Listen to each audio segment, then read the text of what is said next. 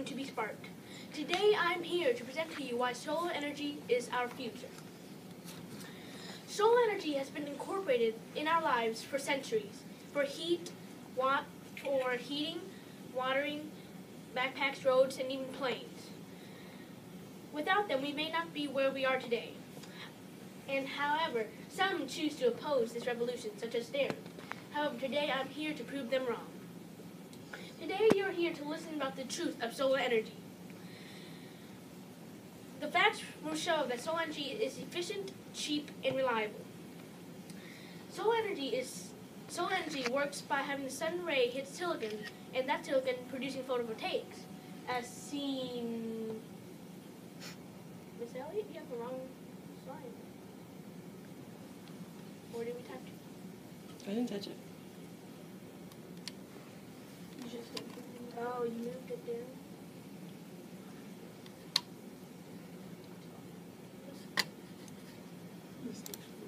Please continue.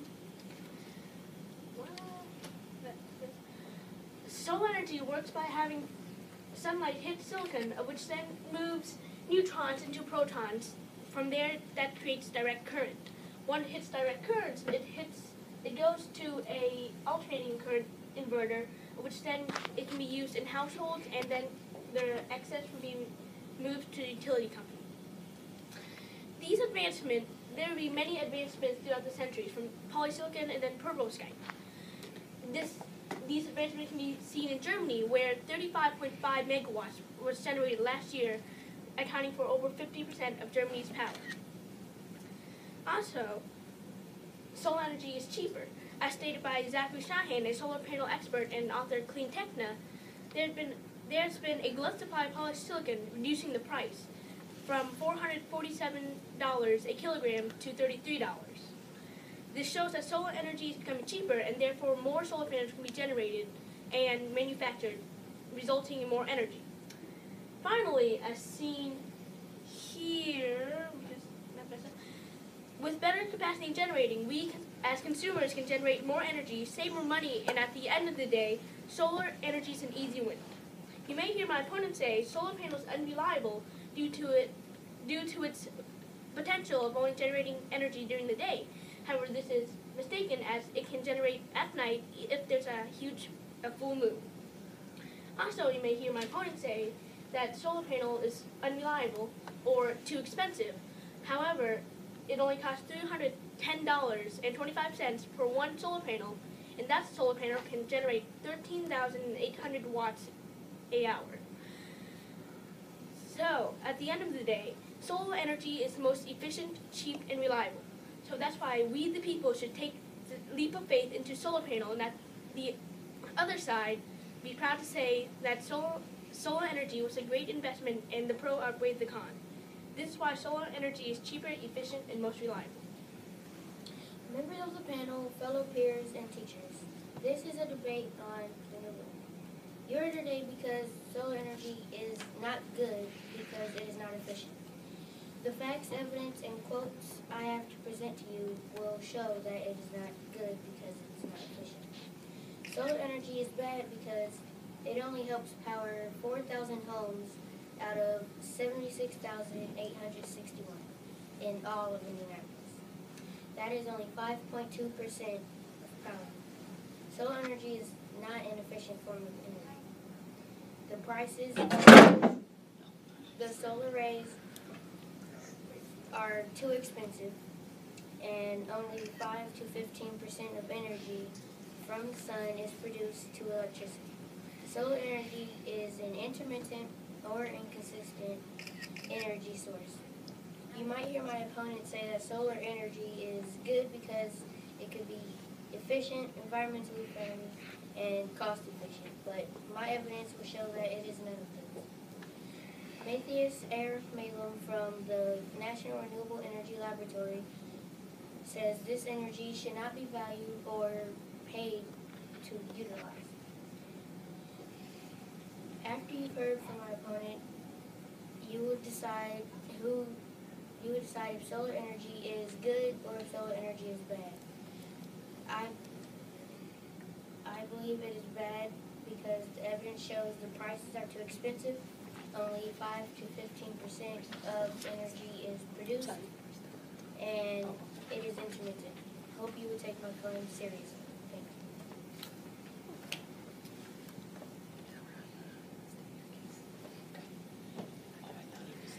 you. Solar energy is cheaper than fossil fuel. Each kilowatts per hour, costs 10 cents, and fossil fuel, on the other hand, costs 14 cents per kilowatt hour. To add on, creating a solar panel would cost 2.5 cents per watts used in construction. On the other hand, creating a refinery for fossil fuel would cost millions or billions, depending on the size. If the price decrease for solar panel keeps on continuing, logic says we should keep on investing as solar construction may hit a new boom. According to Zachary Shahan, a solar panel expert, author of Clean Techna, and a solar energy advocate, has stated, because there's tremendous supply of polysilicon, a key ingredient for most solar panels, polysilicon, as seen here, has dropped 93% in the past 3 years, from 475 kilograms to $33 per kilogram. This means if the decrease keeps on continuing, a new solar panel revolution may arise. Since we can make cheaper solar panels, advanced experimentation such as which President Obama has funded will be cheaper and less strenuous. Therefore, solar panels would be a great investment. Critics such as James Bradley, the founder of Clean Energy Ideas, and Darren Cobb, student at Stony Brook Intermediate Academy, uses the cost as a main argument against the solar energy revolution. Their ideology is based on the fact that solar efficient cells can be above $1,000, and some households may need more than one. This makes their initial installation of solar panels very costly. However, the federal government under the Obama administration is helping to ensure that solar energy is now becoming cheaper, thus enabling additional money to be placed in solar panel research rather than creation. Being that Obama has provided a $1.2 million budget researching more efficient solar cells, our tax money can now be ensured that it will be going to a real cause, not a soon-to-be failed idea. Solar energy is cheaper because solar energy has a huge decrease in polysilicon and has been decreasing past the last 6 years. This is when a new advancement could help with the revenue boom and benefit all parties. The prices of the panels are too expensive.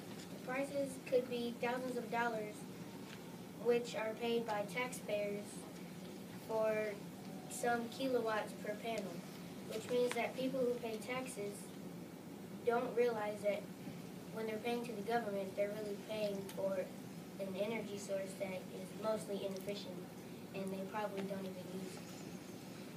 As of October 2014, the solar panel arrays were at least $14,100 per 15,000 kilowatts. And my debate opponent, Branson Dow, at Stony Brook Intermediate Academy, uses as a pro, which I believe is not a reasonable price.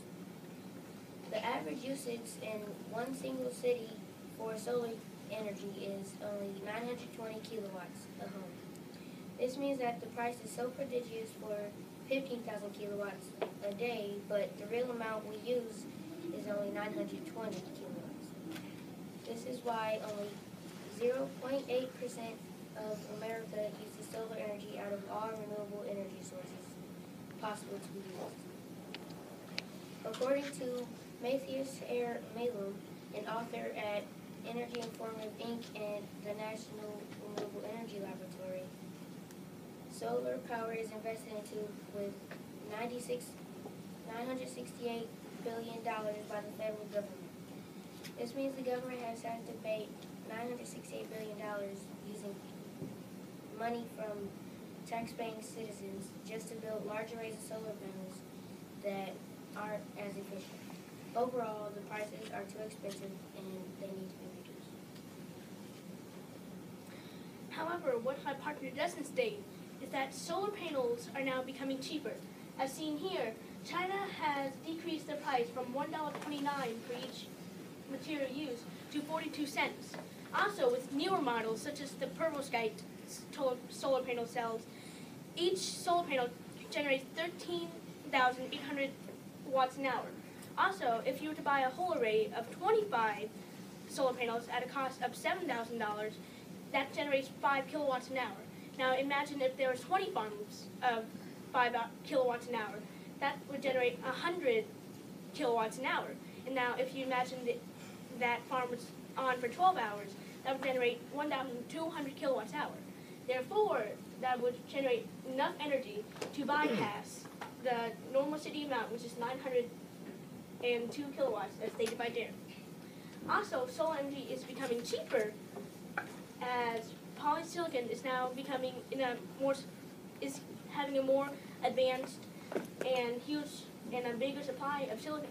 If that is true and more advancements are being made to solar panels, a new possible theory is replacing the glass cover with a magnifying cover to make the solar panel smaller, more efficient, and requires less money, while still creating the normal amount of energy a normal solar panel would create. Only 5 to 15% of energy from the sun into the photovoltaic cells and panels are produced to electricity. The solar panel cells are not often that efficient in harnessing rays from the sun, so they only produce that much of energy, and that is not enough to power homes, businesses throughout the whole day. And that means that the scientist needs to work harder on building the panels to make them stronger and better by collecting energy from the sun so that solar energy is more reliable and is more powerful to power businesses, homes, schools, and everything else needing power throughout the whole day. Also, solar panels are reliable. As seen here, people have projected the solar photovoltaic market from $1.2 billion to $4.7. Logic says if something provides great forecasts, it should be invested in. This is true as if there's more money invested in this solar panel, more research could come about and more advancement would be true. It also help while there's no more light, helping more electrons be converted to protons if solar panels were to advance more. But another solar panel expert, Bill Scalon, has stated the efficiency of silicon solar cells can't exceed 29%. That is, no solar cell can exceed 29%.